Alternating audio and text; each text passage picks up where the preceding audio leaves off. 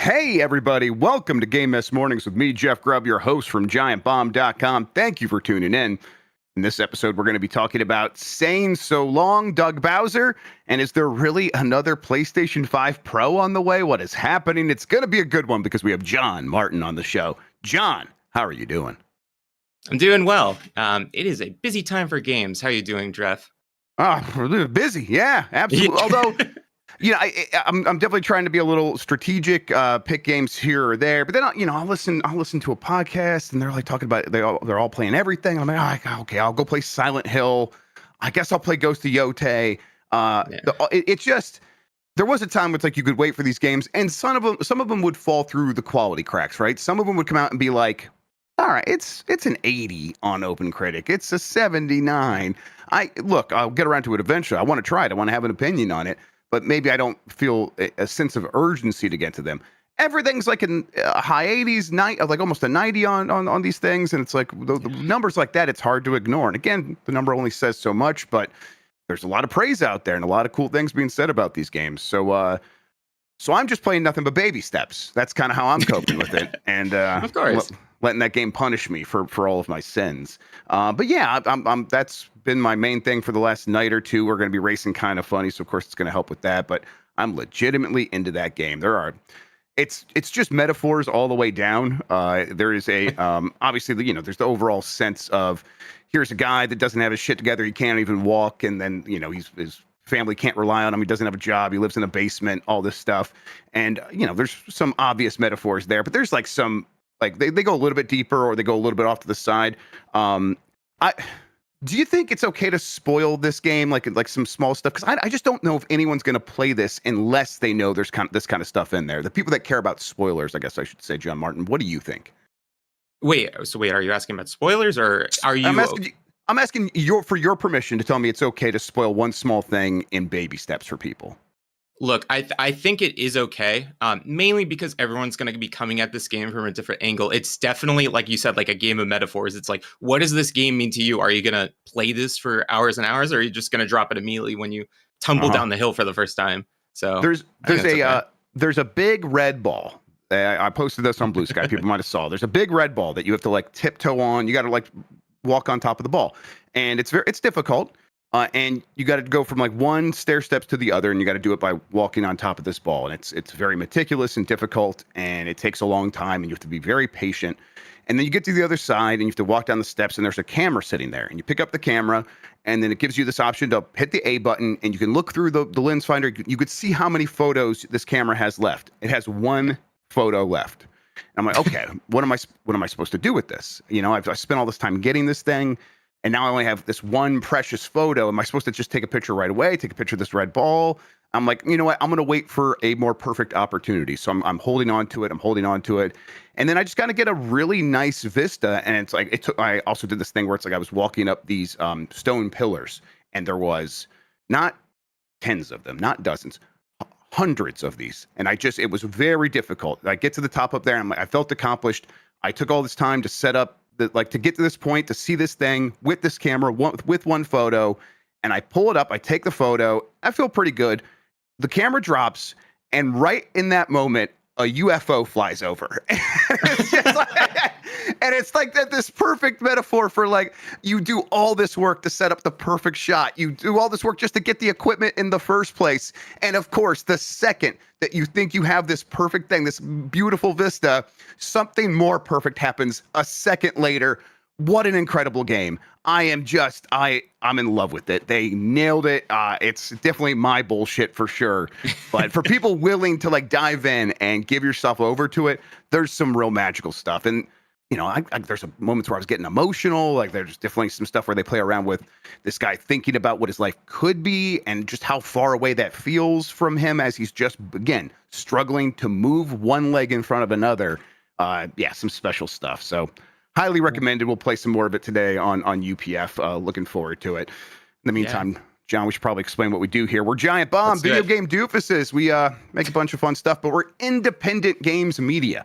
We're on our own out here. We need your help. That's where you go to giantbomb.com/join, become a premium member. That goes such a long way to ensuring we can do a lot more of what we do on this site. And we appreciate everyone who has come through for us. We see you out there. It means a ton. For anyone who's like, hey, if you can't support us because the times are tight or it just doesn't make sense for you right now, we get that as well. Tell a friend. That also goes a long way. And we do see that when you do that as well. We really appreciate it. Been seeing more people come into our chat to say, hey, I just got into Giant Bomb recently. That's awesome. It means a ton. As far as this show goes, most weekdays, I, Jeff Grubb, will help piece your gaming life back together. That includes breaking news and maybe even some of our own original reporting. For all these topics, I'll get the input of a bona fide expert who will make me look smart. If you are watching live on Twitch, welcome. You can also always listen to the show later on podcast feeds by searching for Game Mess Mornings, or find the RSS feed on giantbomb.com. You can also catch the show later with chapters and timestamps on YouTube. Hello, YouTube. All right, we have a lot to get into, so let's start the morning mess with Doug Bowser to retire, Devon Pritchard to succeed as Nintendo of America president. This is from Sophie McAvoy at gamesindustry.biz. Nintendo has announced the retirement of current Nintendo of America president and COO Doug Bowser. He will be succeeded by VP of Revenue, Marketing, and Consumer Experience, Devon Pritchard. Satoru Shibata will take on the role of CEO while continuing his positions as Managing Executive Officer and Corporate Director. He joined the firm in 1985 and was previously president of Nintendo of Europe. The leadership transition will occur on December 31st, 2025.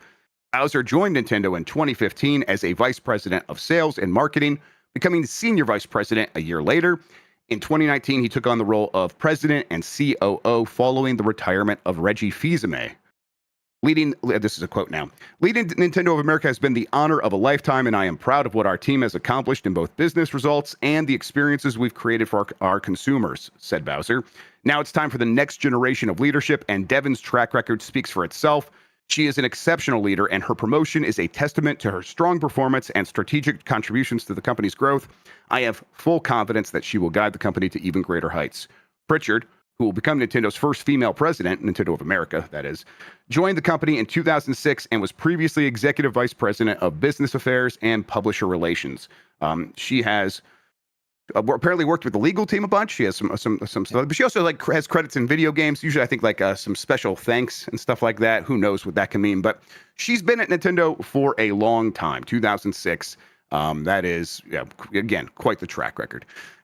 To me, John, Doug Bowser still feels like the new guy. Feels like he just got there. But it's been quite some time. It's been 10 years with Nintendo, 6-ish years as the president in the Reggie Fils-Aimé role. So yeah, that is about how long we usually get these leaders at these companies in video games, about 4 to 7 years. There are some exceptions. Phil Spencer's been doing it for a very long time now. But usually this is how it goes.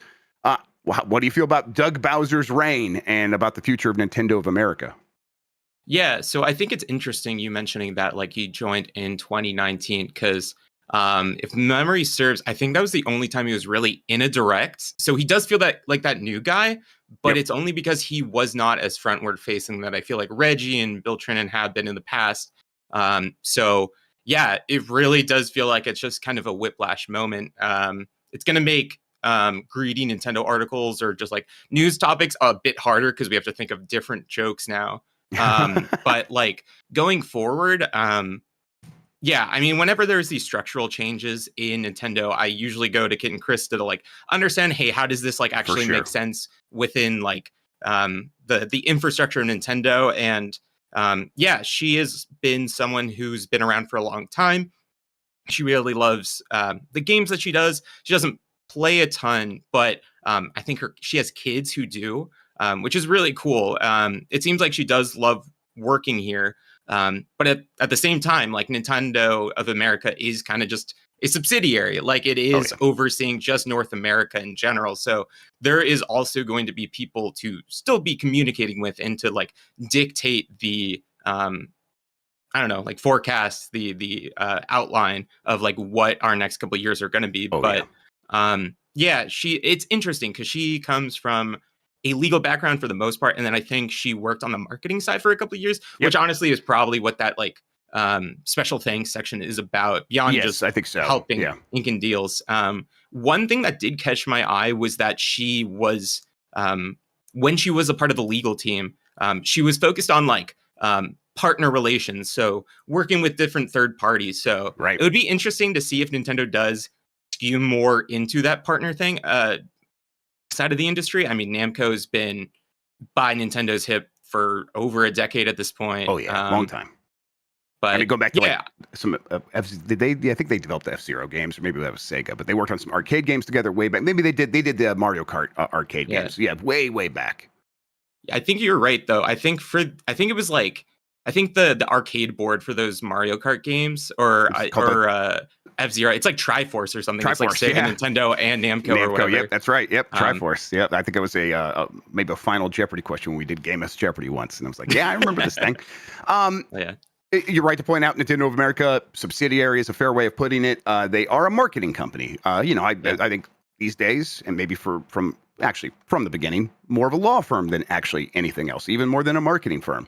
But they handle Nintendo's localization and marketing in North America. They do a little bit more than that. They have the Nintendo Treehouse. Those localizations are not just like, oh, let's get this into the English language. A lot goes into that, and they are consulted by the developers about how the games should work. Like, they have a pretty strong say on some of that stuff, but shaping the strategy, all that stuff is NCL, Nintendo Company Limited, in Japan. But you're not wrong to point out, like, her history of working with partnerships. Like, that's something Nintendo of America could also be deeply involved with. There are a lot of partners in North America, and they probably could also work beyond the confines of North America on those partnerships. And maybe she could be the kind of person who spearheads getting more companies on Nintendo Switch Online or something like that. These far-fetched maybe, but she probably has the capability of doing more than just business as usual for Nintendo of America. And at the same time, don't expect things to change. They don't develop games. They don't originate the development of games at Nintendo of America. Localization obviously still is game development. But yeah, it's Doug Bowser, well done. I always had a soft spot for Reggie. Doug was never quite the same thing. He's the president of a company who gives a shit at the end of the day. But whatever. Hey, he was nice to me when I met him in person once. So thanks for that. I appreciate it. And looking forward to finding what jokes we can come up for Devon Pritchard that are as good as the Bowser jokes. You're right. We'll have to work on that. Yeah. All right. Next up, there's a report that a new PS5 Pro could soon be released. This is from Alex Hopley at Game Reactor. A new, slightly improved PS5 Pro could soon be hitting shelves in Europe, following the introduction of a different PS5 Slim arriving in the region recently, without any fanfare from Sony, because it was clearly a cost-cutting measure. A new version of the upgraded PS5 is also meant to be arriving, perhaps as soon as later this month, as reported by Deal Labs and caught by Insider Gaming. Deal Labs, that's a Billy, or what's it? Well, I can't remember the guy's name that does a lot of the leaks for Deal Labs, but he's got a pretty good track record. The new PS5 Pro will apparently not be getting a price reduction, nor will be getting any external modifications, but it will allegedly come with improvements. What those improvements are, we don't yet know, but the new version of the PS5 Slim has taken some criticism since it was revealed. Unlike the original PS5 Slim, which had a 1 terabyte storage model, it has 825 gigabytes. That's the Slim. John, my guess here is that this is a revised version of the PS5 Pro that might have maybe it uses a smaller process for its internal its APU for the system on the chip, where previously it might have been, I can't remember, I'm going to guess 5 nanometers, which is like the lithography. It's like how when they're making the circuit boards, everybody, the lines that actually connect the circuits, they are 5 nanometers wide. You don't need to know that number. What you need to know is that's really very, very, very tiny, and it doesn't produce a ton of heat. But if you were to do, say, 3 nanometers, that would be way more efficient, which would enable Sony to put less cooling materials in there, use less metal, save money in a bunch of other ways. They could shrink the size of the motherboard. They could do all these things. My guess is this is something along those lines, something that they probably fast-tracked because I don't think they did a revision of the PS4 Pro. Usually that's like, that kind of end-of-life thing. But here they're probably like, oh, we should do that because these things are maybe costing us a bit more than we want to be paying, and we might have to keep raising the price. This is maybe a way to kind of offset that and keep the price down long term. At the same time, do you think this is a sign that this generation could go even longer for Sony? The fact that they are still, or I guess not still, but revising the PS5 Pro a couple years after it came out? Yeah, I think so. I mean, we're at a point right now where everything's costing a bit more than maybe when it was when we started this generation. So that makes a lot of sense. But yeah, like they're definitely fully committed to the PS5, and it's going to be their primary gaming vehicle for a good long while. If the PS4's longevity was anything to go by, I think this is probably going to be something that is along the lines of like when the Switch or the Xbox got something that was like, we have a better battery in here, but we're not going to market it as a new thing. It's going Yeah. to be one of those silent upgrades, and Yes, exactly. most people will be none the wiser. But yeah, I mean, I do think it is interesting that this is coming so soon after the I don't know, the storage cut on that PS5 that was previously there. It's interesting. I think that colors it, right? That like gives us an idea of like what's happening over there. They're looking at their hardware, trying to find ways to save money on that side of things so they don't have to keep raising the price. I think they, unlike Microsoft, are a little bit more sensitive to that because they do want to keep selling systems, or at least that is of deep interest to them. I think at the same time, the PS5 Pro feels like a system that, as you pointed out, the longevity of the PS4, I think they're planning for that this time. And my guess is the PS5 Pro will become sort of like a sub tier of the PS6. Like they might even like do a new moniker on a PS5 Pro eventually and be like I don't think they'll ever call it like a PS6 like Lite or anything like that, but a PS5 Pro 2 maybe something along those lines to be like, hey, this one is we're going to drop the price of that or keep it at the same price, and then the PS6 is even more expensive. But I think they probably plan to sell PS5 Pros for a very long time because there's, and we'll talk about it here in a second. They've had the most successful generation they've ever had in terms of revenue because they keep selling the old system as well as the new system, and people keep doing stuff on the old system as well as the new system. The PS4 generation hasn't ended. I think they're like, we know that's the right move because look at all this money we've made, and so we got to be a little bit more ready for that. And so things that they've done in the past, like someone pointed out, the PS2 Slim got multiple iterations. And it's like, yeah, I could see them doing that for the Slim. Well, now they're doing it for the Pro. That says to me that this is something that they are trying to set up for a long-term future. Even though the PS5 Pro doesn't feel like it's really found its footing with a lot of people so far, I think Sony's like, yeah, it was never about the immediate sales. This is a long-term play. Does that sound right to you? Yeah, 100%. That makes a lot of sense, especially like as we get closer to, I don't even know at this point when next gen is going to be. I felt like the mumblings were around 2026, but it could, like even like 2027 and 2028 seems like too recent. But yeah, this is going to be, the PS5 Pro is going to be that like high mark that they're aiming for and hoping like heavy adopters will just eventually pick it up over time. We don't know when the next generation will launch, so people will eventually be getting that FOMO and wanting that higher tier experience because they're not willing to go to a PC or something. Yeah, it's interesting, but I don't think it's like mind blowing news that the PS5 is going to last a long time. I think it's just some slight indicators of the way the wind's blowing for Sony and kind of the future of consoles a little bit. Yeah, it's yeah, we'll see. I wish I knew even more about the process of like designing these new systems on a chip. Which again, I guess we're assuming that, but I can't imagine what else this could be. Like I wonder if setting up the tooling and getting a plant ready to produce these wafers of these chips on this new lithography, if that like would set them up better for the PS6. It's like, yeah, the PS6 might be on the same process, so let's start with the let's like work the kinks out with the PS5 Pro, get it down there, make a bunch of efficiency gains, save a bunch of money on this system, and also set ourselves up for the PS6. I don't know if it works that way. That would be, if it does, that would be my guess that that's a factor as well. But I would need to talk to an actual expert about that. Turns out designing these chips, making these chips, producing these chips, a very complicated business. Yeah, no kidding. Yep.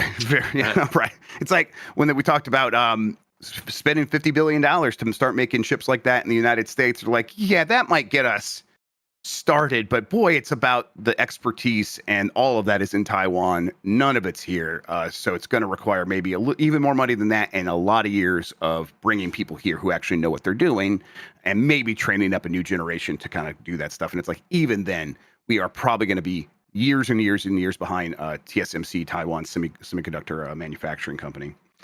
Yeah. All right, let's keep going here. PS5 is Sony's most successful console generation ever, and it's not even close. This is from Ethan Gotch at Kotaku.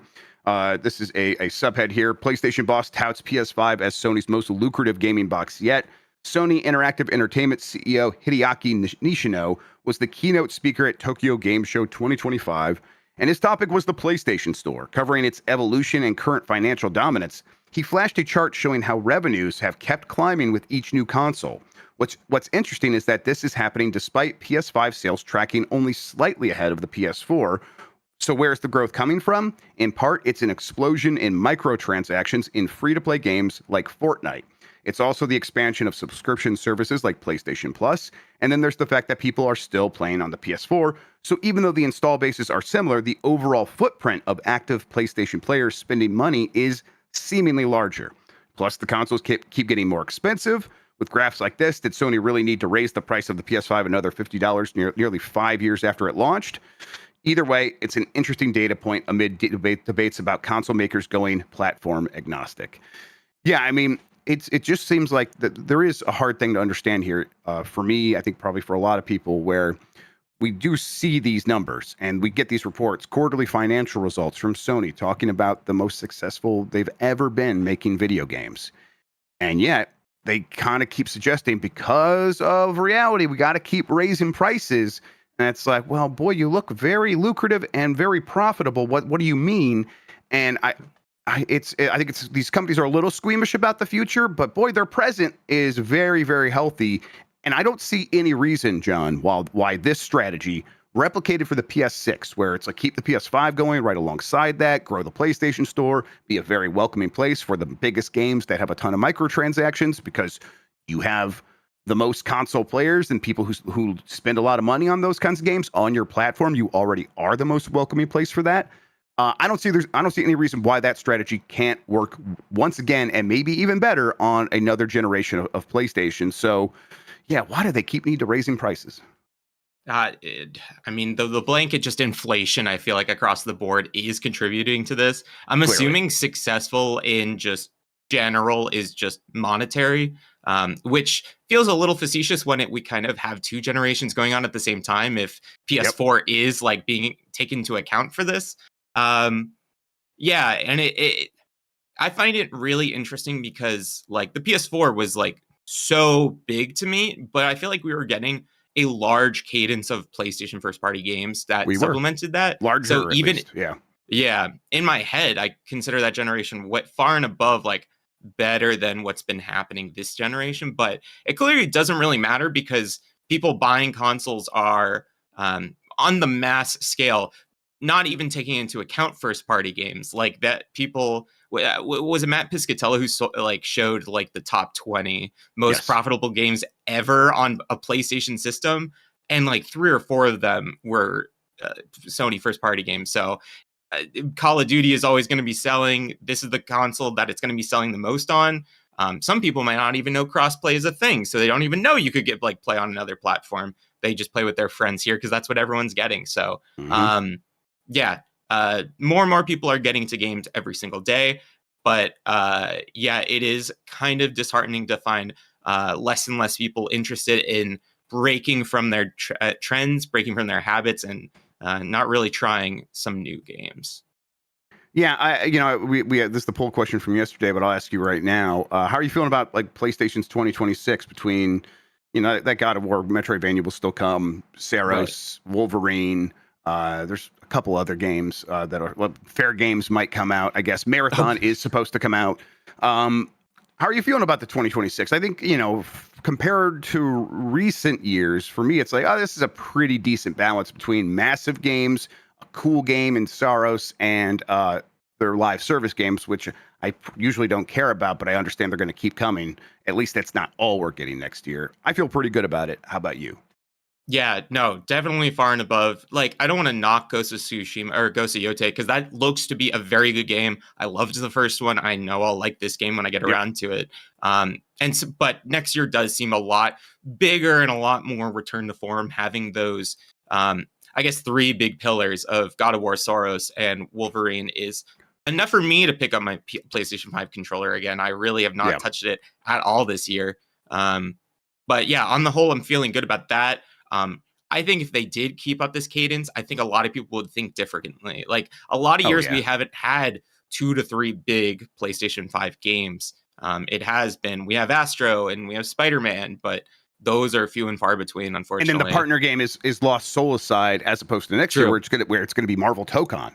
And it's like, that looks way better than Lost Soulside. So yeah. Yeah, I always forget that is a PlayStation exclusive. Like, I am very excited for that. I'm big in the fighting games, and it looks like an explosion of colors. And a lot of my friends who did like Dragon Ball Fighters are going to like this game a lot from what I've seen, what I've heard, what Sean has said on multiple different podcasts. But yeah, like on the whole, I think it is a much better proposition next year.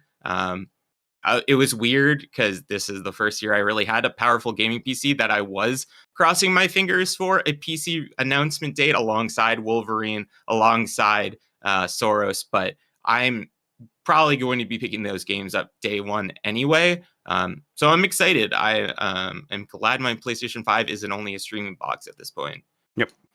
All right, we're going to take a break. When we get back, there's plenty of headlines to get into still. If you want to skip out on these, you can get an ad-free version of the video show on the site and get an ad-free version of the audio version by going to giantbomb.com/join, become a premium member. We'll be right back. Yeah. All right, coming back up in 3.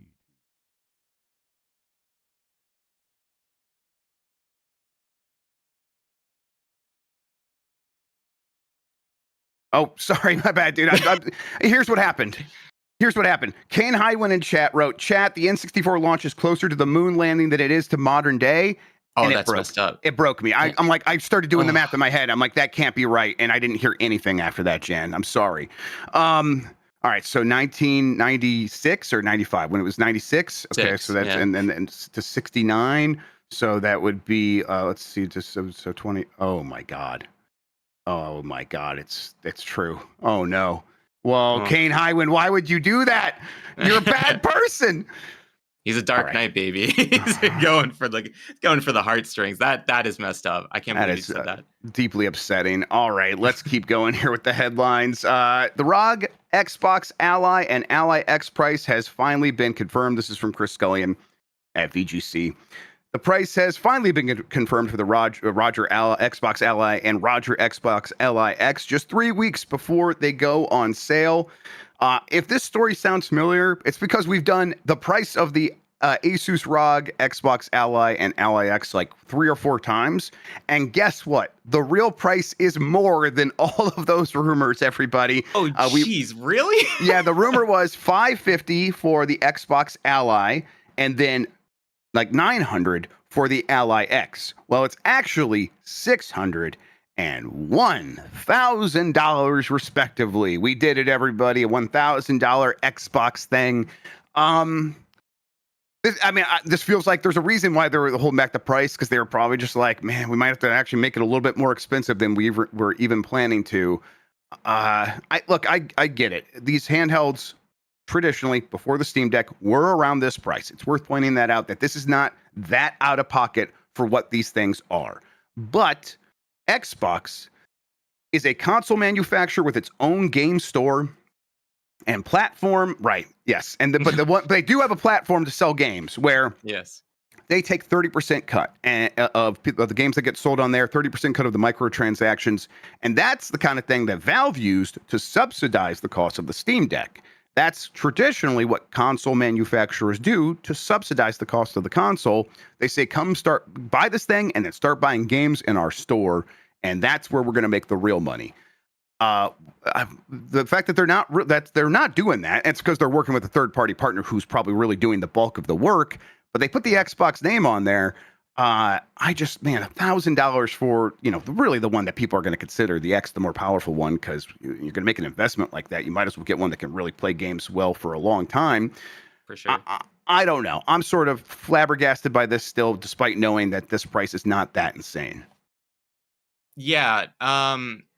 It and these things are all like this is a niche of a niche. Is like what fraction of people who are in the PC handheld market looking for one that is more integrated into Xbox and is. I feel like most of the people in the handheld PC market are just going to be content buying their Microsoft games on Steam. Like I don't know if that's a crazy take, but they're definitely making a push and they're hoping Xbox diehards jump in on this. I mean, we haven't had any sales numbers of their increased Xbox consoles yet.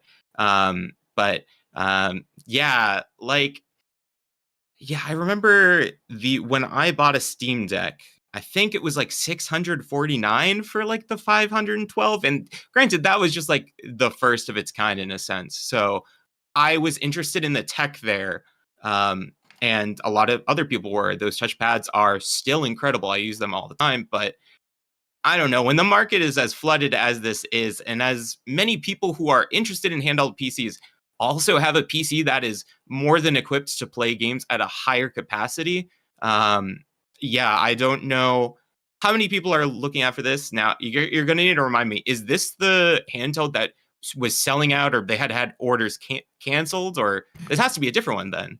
That was a different one. That was the Logitech, or I think that was the Lenovo Legion Go 2 was the one that they were canceled. But there was a lot of demand. There's demand for these things. I think this thing's still going to do pretty well. And it's worth, like, let's put it into context. Someone in chat reminded me the price of this in Great Britain, the pound in the UK, I should say, actually, £799 for the X, £499 for the standard model. In US dollars, $799 is actually $1,070. Now, that does bring up like a couple other things, like why the price is so high in America in the first place, although clearly it's higher in Great Britain. But the dollar is worth less than it was a year ago. It's worth quite a bit less than it was worth a year ago. Tariffs are still happening, and inflation's still happening. So it's like, if inflation was happening and then the dollar was also just not losing its value, which this has been manufactured by the government, by the way. Great. Fantastic. So your purchasing power is less. Maybe some of these things, if it wasn't all three things, if it wasn't tariffs, if it wasn't inflation, if it wasn't the lowering value of the dollar, maybe they could say things will probably stabilize. Things feel very unstable in this moment. So when they're looking at their spectrum of potential pricing, the safe thing to do for these companies is go to the highest one right now, because you've had to raise the price on everything else that you've been selling for the last 5 years multiple times. So just come out of the gate at the highest possible price you can get away with.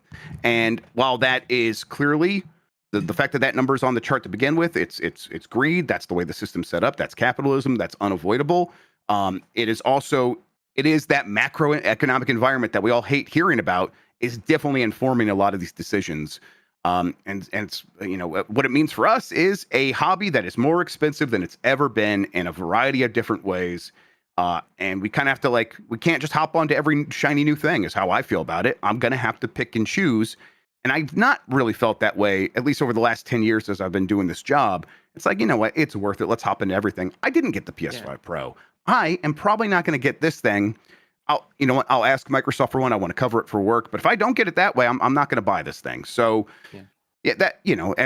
okay, what does that really mean? Sure, of course, no one has to buy every single one of these things, but I just think that is, again, indicative. It is illustrative of kind of how people are feeling overall, that these things are becoming more niche, so they therefore have to become more expensive because they have to make more money from a smaller audience. And that is unhealthy long term, right?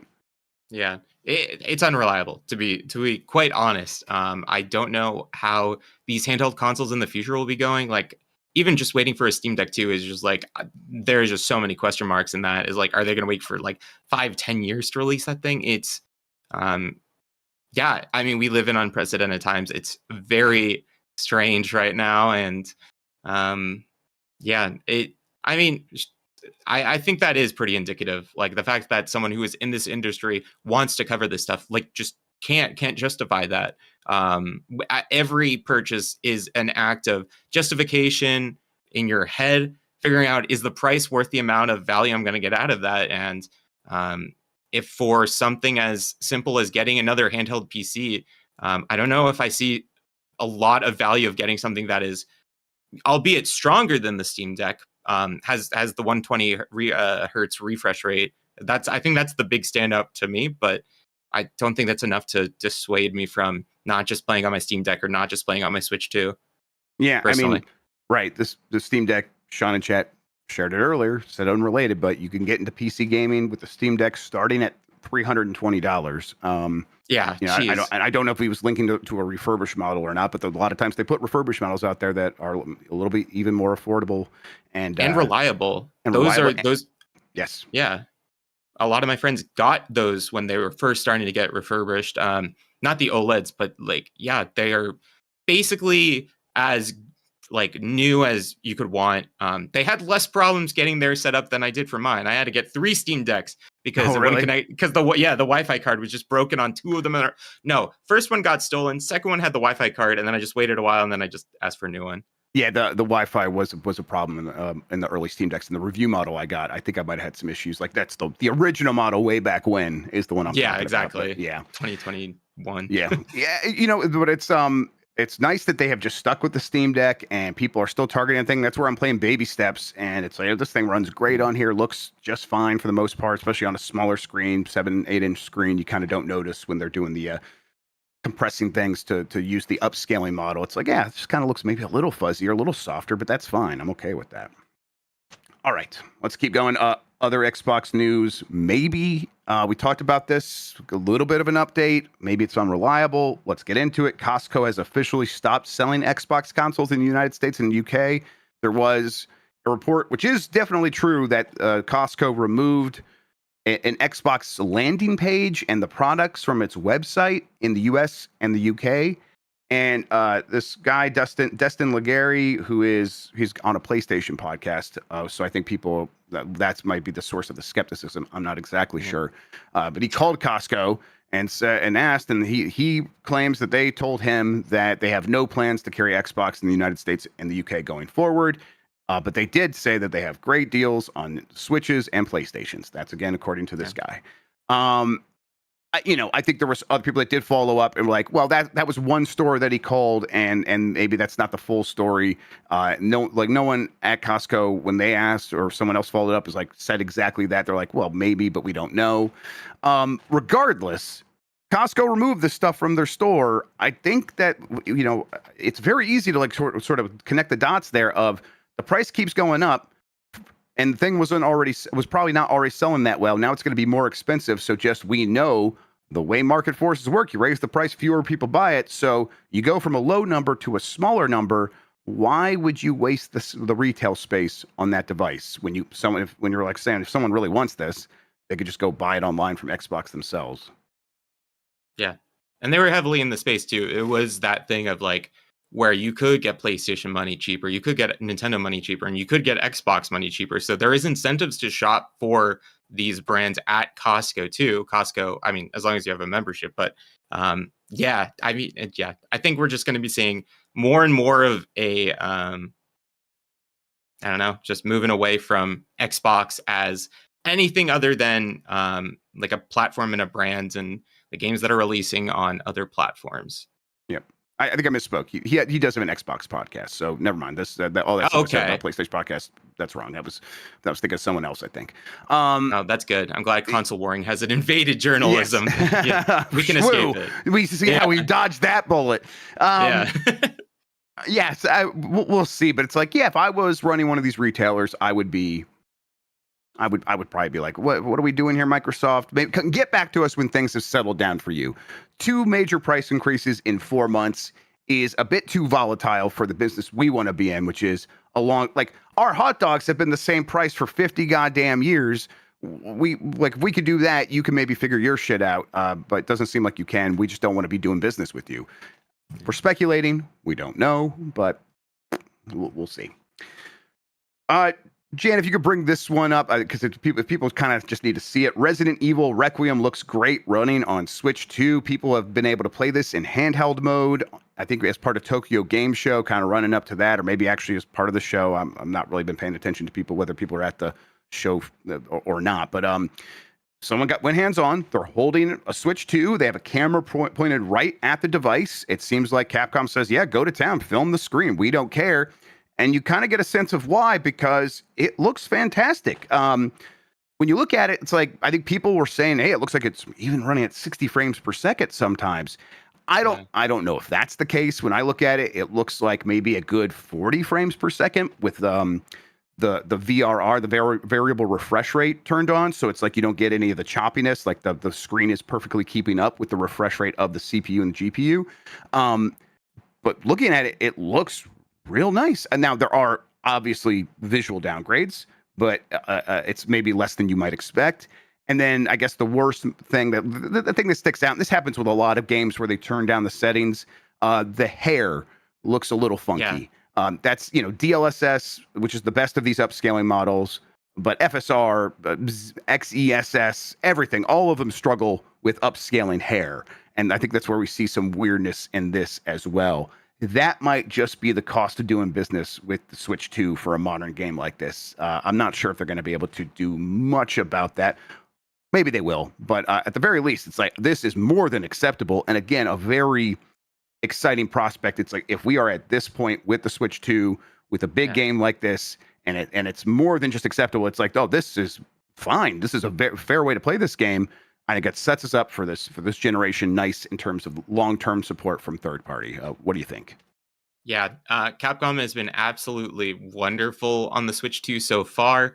Street Fighter 6 does have that hair problem too. When I'm playing handheld mode, sometimes you will notice that like someone like Kimberly's hair is a little pixelated, or even like Cammy's, because she's zipping around the screen all the time. You can see those pixelatedness, but yeah, their dedication to putting games on Switch 2, this Kinetsugami, which I think I forgot to mention last time, but also a really good version of that game. Right. Yeah, they seem to say that it was a pretty easy job. So RE Engine is pretty reliable. I think there will always have to be compromises on just like the vision of games. Like the World Tour mode in Street Fighter 6 runs at like half the frame rate, and sometimes it feels like it's going even into the 20s. But to get these games on here and to get them as quickly as they have been is a really good deal. Yeah, Capcom is really at Capcom God status again. Yeah, people are saying that in chat that the hair thing is something that happens in other RE Engine games. And it's like, for me, it's like I definitely see the hair stuff when I reduce the quality of games on the handheld PCs on Steam Deck or wherever. And it's like, oh, there's a lot of weird shimmering on the hair. So I just assumed it was that. But I guess maybe there's some weird characteristics to tress effects on RE Engine or something. I don't know exactly. But either way, it's like the bottom line here is Resident Evil Requiem, a game that, by all accounts, is a graphical showcase. It looks really, really outstanding. It's not some completely reduced version on the Switch 2. It is one where if you play that, you're basically just playing the same game as everyone else on slightly lower settings. And that is exactly where we want to be with a handheld device like the Switch 2. Yeah. Next up, Skate Season 1 will give the game a new golden hour look. This is from Levi Winslow at GameSpot. Basically, the headline, though, is the story here. They are acknowledging the visuals seem to be one of the game's biggest shortcomings, and that they say that they have a long-term plan to address that. And that step one is we're going to update the game with a slightly different version of the lighting. Basically, we're going to put the sun in the sky at like kind of the horizon and give it a golden hour effect of just that bright, shimmery, pleasing light that you see a lot of skate videos shot in. And it's like, okay, that's a start. And to me, it's just like it really should just sound like a step one of, hey, we want to do more to make the aesthetics of this game pleasing and feel more thoughtful, because they don't feel that way right now. Everything does feel a little slapdash and an afterthought. And if it's not that, it feels very sterile. That's the word people keep throwing around, and I think it's completely fair to describe the game that way. Start here, but keep adding more flair. The game just needs a little bit more. But do you get the sense that this early access game that people seem to like but have some issues with, that it can get to a point where it's like, oh yeah, no, Skate is like this dominant free-to-play game in the space, or what? Yeah, I mean, it really depends on how much it is retaining players over time. But yeah, I see no reason why they wouldn't want to just like improve on this.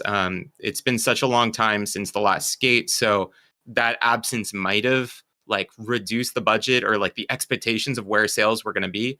I haven't played the game, so I don't know how that like the commerce works in there. Like, are there microtransactions? Are there skins? There's Or microtransactions for cosmetics, yes, and you know they're probably going to add some for. I guess this would include cosmetics, but it's you know, dances and emotes and stuff like that. I'm sure will be in there. Yeah. Yeah. Well, then that makes sense. Yeah. I mean, long term, as long as people still play this game, I think there is a point to do that.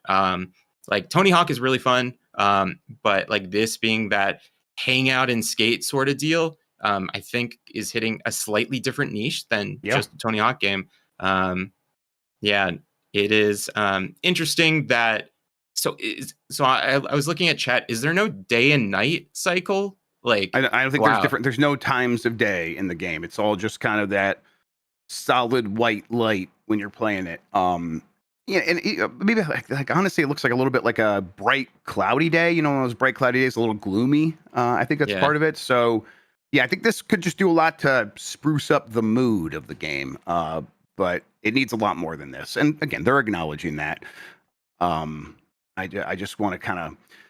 I don't think it needs a complete visual overhaul or anything like that. I just think it needs some character. It just needs like an attitude to it, and you know, changing the lighting can again be the start, but they need to do something else as well.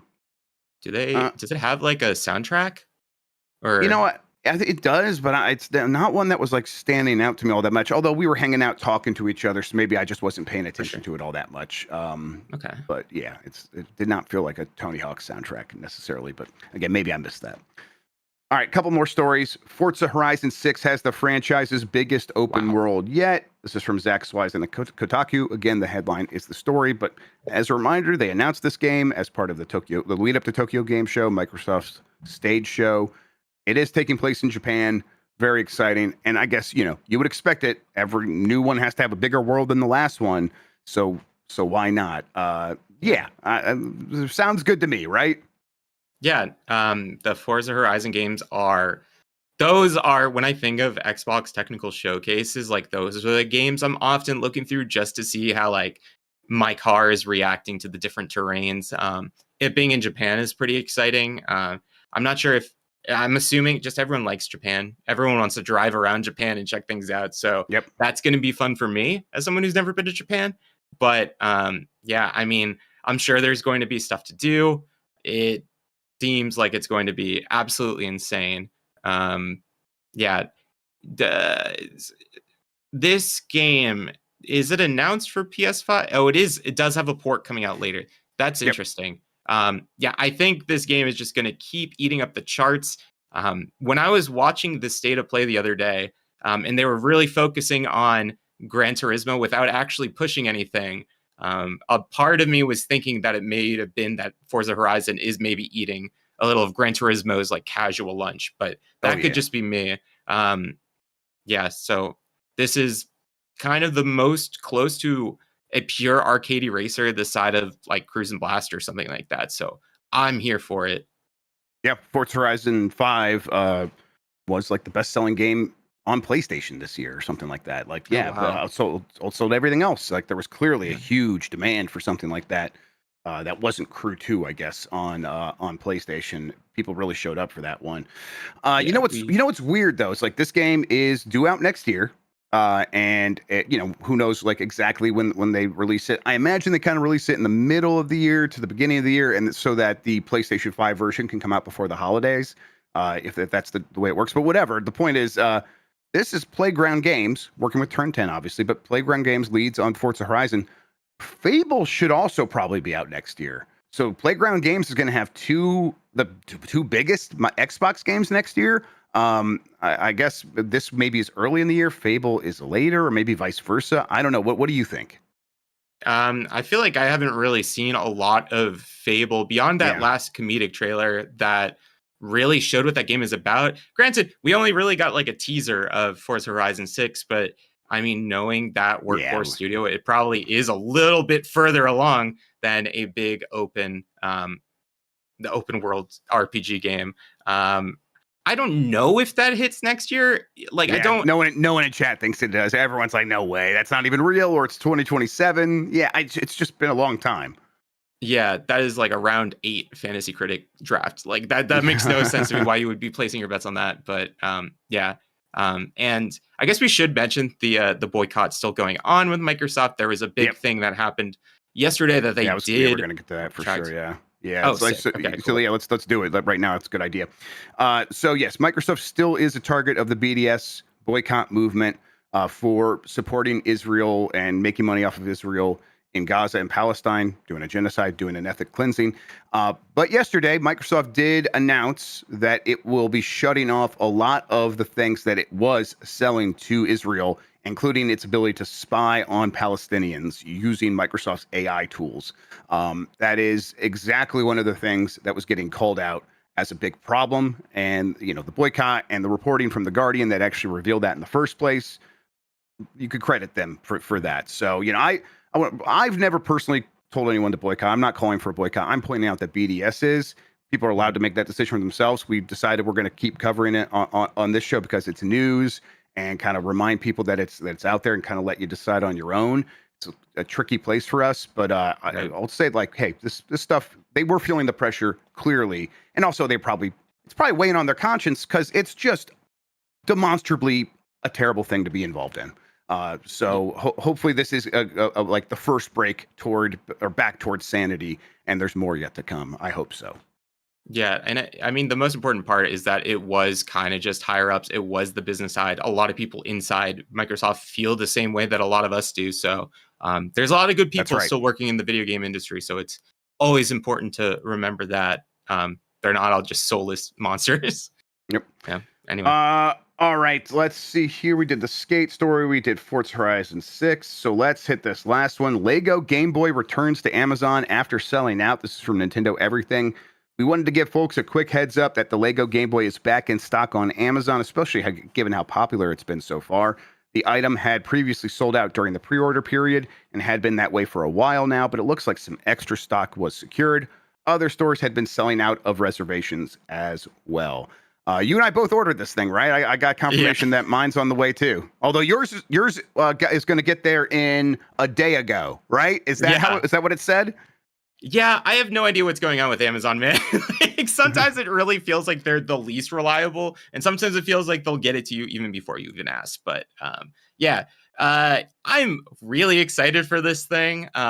I had a lot of fun building the Mario 64 showpiece, helping my friend build his NES. They've really been killing it. And even if the thing that really made it for me is that it's around the same size of a Game Boy, that's pretty easy to put somewhere. And you don't have to worry about taking it apart, putting it away, which is really cool for me. But what the hell? Amazon, give it to me. What happened? Yeah. I had no idea this was happening until I saw it on the docket. The weirdest one is where it's like, it was delivered. What the fuck it was? What are you talking about? And then it shows up a day later. It's like, I don't want to understand what happened. I'm glad it's here. I'm not going to complain, whatever. But it's always odd. And that happens all the time. Amazon's weird. All right. That does it for the headlines, John. We got to get on with this show. And that does mean, before we get to the Bomb 12 to end the week, let's wrap up the poll question for Thursday. We have the results in. I'm going to go here and refresh, make sure we have the most up-to-date results. Here is the question. How excited are you for PS5's 2026 between Wolverine, Saros, Marathon, God of War, Metroidvania, and maybe Fair Games? Let's see here. Your options were I'll play at least 3, I'll play at least 2, I'll play at least 1, or I'm not interested in any of them. 19% said I'll play at least 3, and that was the lowest result. Then I'm not interested in any of them. 20%. What is it? Is it just video games aren't your thing? What are you doing?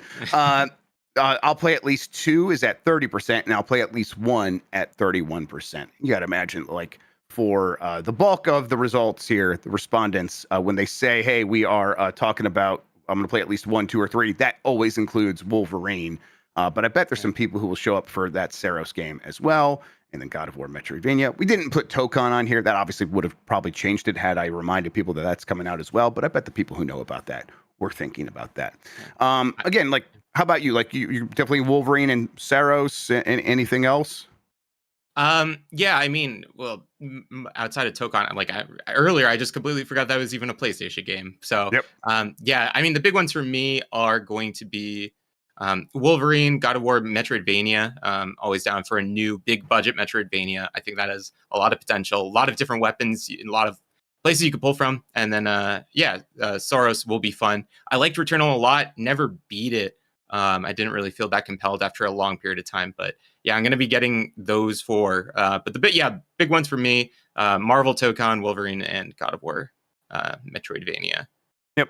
Yeah, absolutely. And it's not a straw man game, Lord. I was just joking. I get it. Like, if you don't like all these games, there have been years where a big company like PlayStation's put out no game that I was interested in. It's happened before. Yeah. I could see it.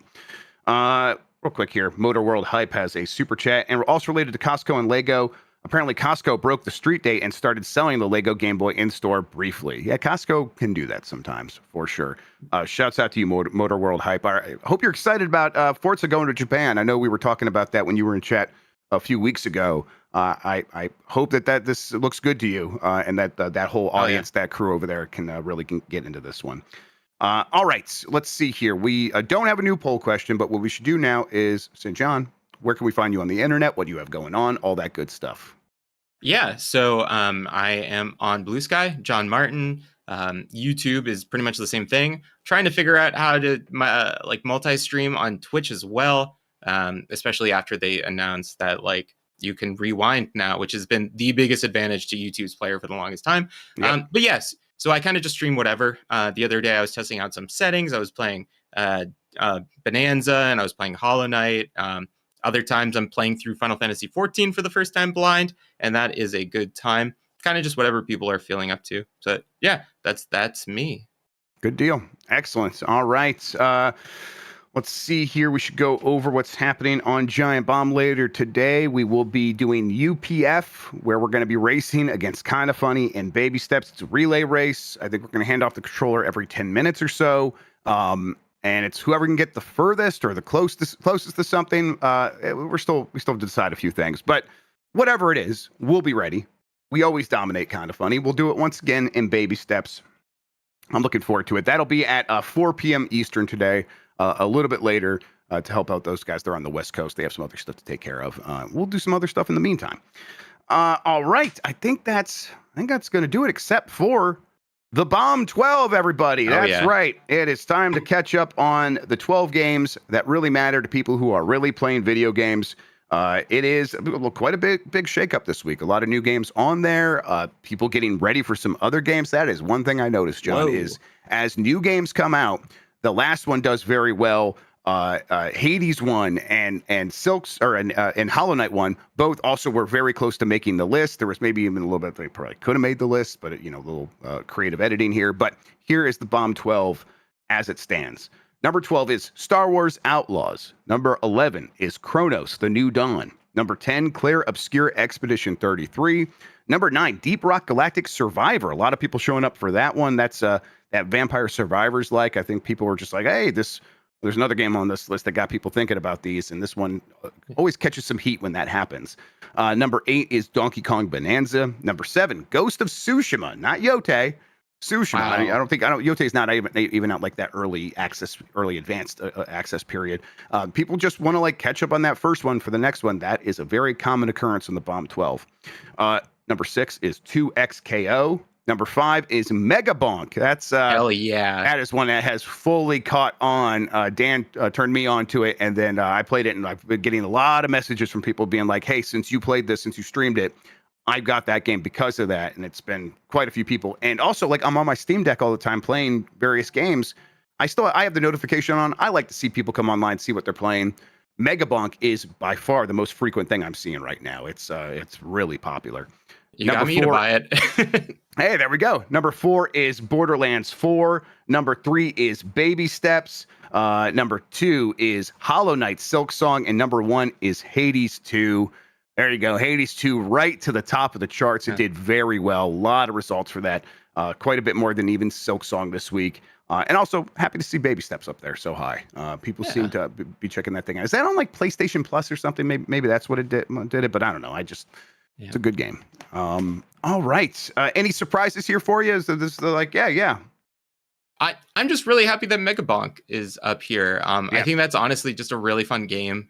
I was playing it the other day, and I like was going to play other games later, and then it was already like 1 a.m. So I don't know what happens. That game is addicting as hell. 2XKO is very fun, but yeah, I'm also very happy to see Baby Steps in there because it's a very busy season, and I'm glad it at least gets spotlight for 1 week before 15 million games release next week. I don't know if people heard my phone going off the whole time I was doing the Bomb 12. I checked. Someone got a source here saying that they feel good about Fable coming out next year. So, yeah, we'll see. We'll still see. Yeah. You know, those things could change even for people that know what they're talking about.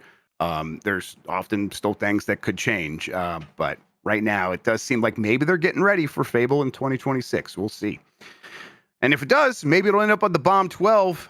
When it does, you can have your say, and you can have your say on next week's Bomb 12, which we reveal every Friday here on Game Mess Mornings by going to giantbomb.com. I have a blog post up for the most recent results of the Bomb 12. At the bottom of that blog post, there is a link to a form where you could submit your game. I will also post it to Blue Sky, maybe a couple other places. I'll remind you, I'll put it in the Discord, things like that. In the future, once we get the new website up and running, Chuck's got a bunch of ideas to really simplify this process. We'll look forward to that when that happens. But for now, this is working. We still get a ton of respondents. When I looked at it last night, when I started putting this stuff together, 666, which I think is a great omen. That's you always want to see that. Absolutely. Okay, I think that's going to do it. John, thank you so much for hanging out with me today and talking about video games, man. I really appreciate it. Thanks, Jeff. It's always a pleasure. Giantbomb.com/join. And yeah, it's always a blast doing this with you, man. Yep. We always appreciate having you on and getting your insight. It's always a good time. It's always a good time doing it for you all at home as well. You're the best audience in gaming. Thank you for watching. Thank you for listening. Until next time, have a good one. Take care of yourself, and goodbye.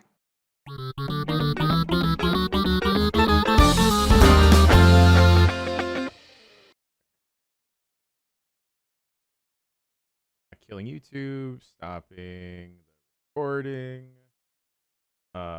Coming back up on both of y'all. My mic channel's on. I don't care. 3, 2. All right, where are we going to send these fine people to? Kane I went in chat again. The original Super Mario Brothers is officially